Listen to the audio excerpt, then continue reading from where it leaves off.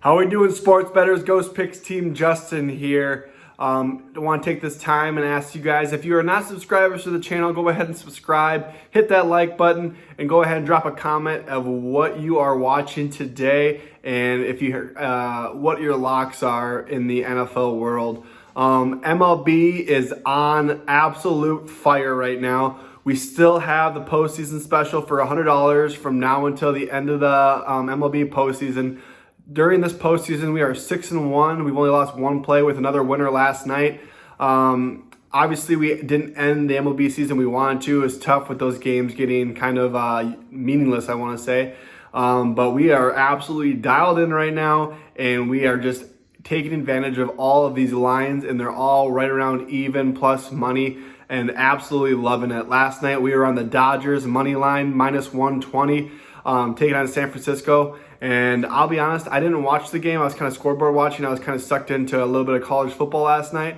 But I did watch right when Guzman got yanked. He put the guys on runners on second and first, and then we ended up getting a home run out of the deal. Really solidified and sent the night home early. Big day for us. Like I said, 6-1 run. You can still hop on MLB postseason package, $100. And that gets you all plays included. NCAA, we took one on the chin yesterday. It was tough. We had one bad beat in one game I don't think anyone saw coming. Our bad beat, we were on Ole Miss -5, taking on Arkansas. Really good game. Shout out to Jack on his Red Alert winner. I'll be honest, that game looked really slow at first. It looked like it was going to be a ground and pound style game. And, when you get those running games, the clock really just bleeds off. But then it just absolutely turned into a shootout. Ole Miss got the ball with a minute left, scored a touchdown. I thought it was a wrap. They were up by 7. Obviously, Arkansas came down. 6 seconds left. It was second and goal. He kind of held on to the ball. He threw it.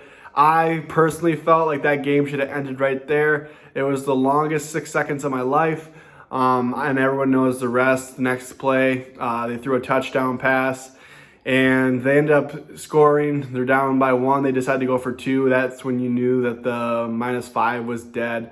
Tough way to lose it. It sucks, and you never want that to happen. At least if it goes to OT, you get a chance to win. But, it is what it is. We lost that one. We came back with another play, and then we took Alabama first half, -13. And I'll be honest, I don't know where this A&M team has been. They got embarrassed the week prior to Georgia. Is Georgia that good? It's hard to say. Or did Bama just have that off of a night? Normally, you see that, and then Bama will come back in the second half and win. But if you watched that game, you saw the crowd influence. It's so different than last year, and how the crowd is able to even the playing field and get these players hyped up. I mean, you always know the talent's there, but getting hit that hard in an empty stadium is a lot different than it is with a full crowd, and it gives you that extra juice. Something that I'm definitely going to take into consideration going forward, and taking the home field crowd much more serious than I have been. I've been kind of going off of these COVID where it's been kind of quiet, non-factor crowds, and now we're getting to see that it's back, and it does make a huge difference. Tough loss. It was tough to lose, but it wasn't even close. Shout out to Texas A&M. They did their part. Bad college football day for us. We did get a free play winner for you guys, like I said. After that embarrassing one that we had on Friday night. Nice to see San Diego State bounce back and get a big W, -19 spread. I didn't watch that game, but I was scoreboard watching, and they kind of had it in hand the entire night. For today, obviously, we have NFL, we have MLB.